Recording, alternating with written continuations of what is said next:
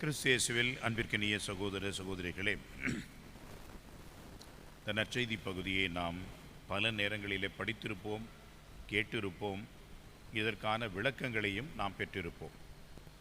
ஒவ்வொரு முறையும் இந்த நற்செய்தி பகுதியை நாம் வாசிக்கின்ற பொழுதெல்லாம் வேறொரு கண்ணோட்டத்திலேயும் இன்னொரு சிந்தனையையும் கருத்தையும் நமக்கு தெரிவிக்கின்ற ஒரு கருவூலமாகவே இந்த பகுதி இருப்பதை நாம் உணர்கின்றோம். குறிப்பாக இந்த 101 தலைவனுடைய செயல்பாடு என்பது இன்றும் நாம் வியந்து போற்றி அதை நினைவு கூறுகின்ற விதமாக ஒவ்வொரு முறையும் திருப்பலியிலே பங்கெடுக்கின்ற பொழுது நற்கருணையை ஆண்டவர் இயேசு உயர்த்தி காட்டி இதோ இறைவனின் செம்மறி என்று சொன்ன பிறகு நாம் அனைவரும் சேர்ந்து சொல்கின்ற பதிலுரை இதுதான்: நான் தகுதியற்றவன், என் உள்ளத்தில் நீர் வருவதற்கு.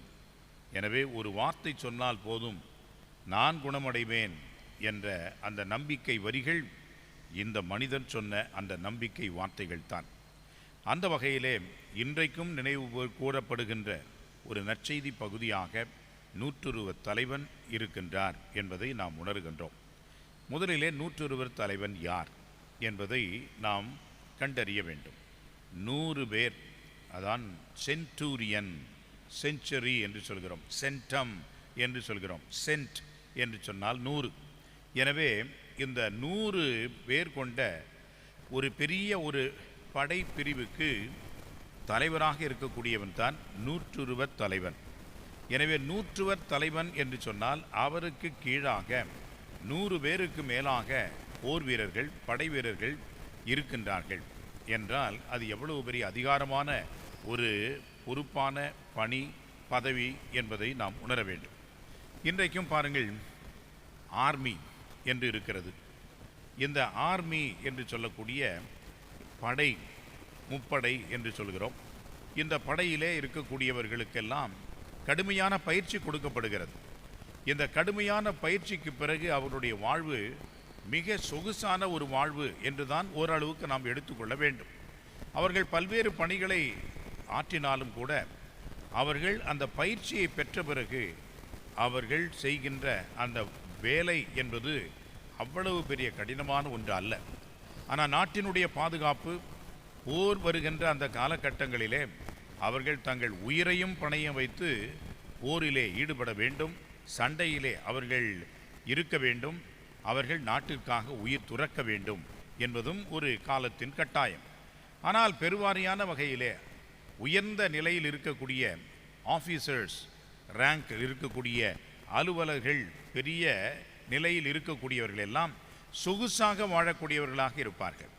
அவர்களுக்கு எல்லாமே கொடுக்கப்படும்.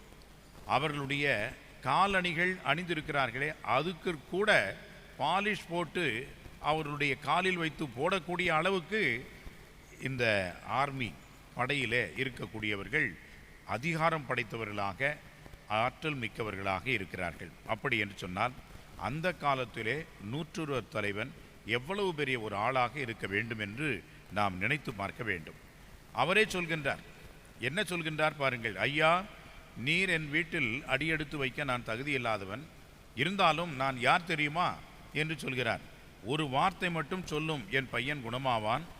இப்படியாக சொல்கின்ற அந்த மனிதன் என்ன சொல்கிறார் பாருங்கள்: நான் அதிகாரத்திற்கு உரியவன், என் அதிகாரத்திற்கு உட்பட்ட படை வீரரும் உள்ளனர். எனவே நான் இந்த அதிகாரம் கொண்டிருக்கின்றேன். எனக்கு கீழ் இத்தனை பேர் பணி செய்கின்றார்கள், இத்தனை பேர் எனக்கு பணிவிடை புரிகிறார்கள். எப்படி செய்கிறார்களாம்? நான் ஒருவரிடம் போ என்று சொன்னால் அவன் போகிறான், வா என்று சொன்னால் வருகிறான், இதை செய் என்று சொன்னால் செய்கிறான். ஆக என்னுடைய அதிகாரம் எவ்வளவு பெரியது என்று அவன் சொன்னாலும் கூட இவ்வளவு அதிகாரம் கொண்ட அந்த ஆள் என்ன செய்கின்றார் பாருங்கள்: ஐயா, நீர் ஒரு வார்த்தை சொன்னால் போதும், என்னுடைய இந்த அதிகாரம் எல்லாம் உம்முடைய அதிகாரத்திற்கு உட்பட்டது என்று ஏற்றுக்கொள்கிறார்.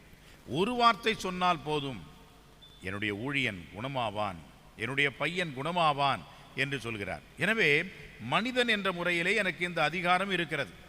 ஆனால் நீ இறைவன், எனவே உமக்கு என்மேல் அதிகாரம் இருக்கிறது, எல்லாவற்றின் மேலும் அதிகாரம் இருக்கிறது. எனவே இந்த அதிகாரம் என்பது இந்த உலகத்திலே இருக்கக்கூடிய நேச்சுரல் அத்தாரிட்டி என்று சொல்லக்கூடிய இயல்பான இயற்கையான ஒன்று. ஆனால் நீர் கொண்டிருக்கின்ற அந்த அதிகாரம் என்பது உயர்ந்த உன்னதமான இறை அதிகாரமாக இருக்கிறது. தி அத்தாரிட்டி ஆஃப் காட் என்று சொல்கின்ற வகையிலே கடவுளுடைய அந்த அதிகாரம் என்பதற்குத்தான் நான் உட்பட்டவன். எனவே நீர் சொன்னால் போதும், அது நடக்கும்.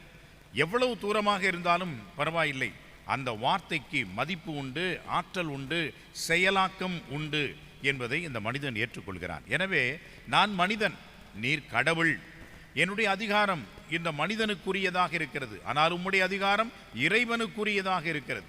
என்னுடைய அதிகாரத்தினால் இதை என்னால் செய்ய முடியவில்லை, ஆனால் உம்மால் இது செய்ய முடியும்.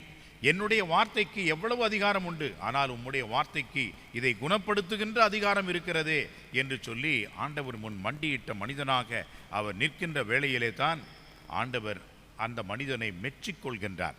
இஸ்ராயேல் மக்களிடம் யாரையும் இந்த அளவுக்கு நான் பார்த்ததில்லை என்று சொல்லி, உன்னுடைய நம்பிக்கை குணமாகியது, நீ நினைத்தது போல நடக்கும் என்று அனுப்பி வைத்தார். அன்புக்குரியவர்களே, கடவுள் முன்பாக நம்மை தாழ்த்தி நிற்கின்ற பொழுது, கடவுள் உயர்ந்தவர் என்று ஏற்றுக்கொள்கின்ற பொழுது, நமக்கும் இத்தகைய புதுமையை இறைவன் செய்வார் என்ற நம்பிக்கையோடு இறைவனிடம் நாம் நம்பிக்கை மட்டுமல்ல, நல்ல ஒரு பிள்ளைகளாக, விசுவாசம் உள்ளவர்களாக வாழ்கின்ற அருள் வேண்டுவோம். ஆமென்.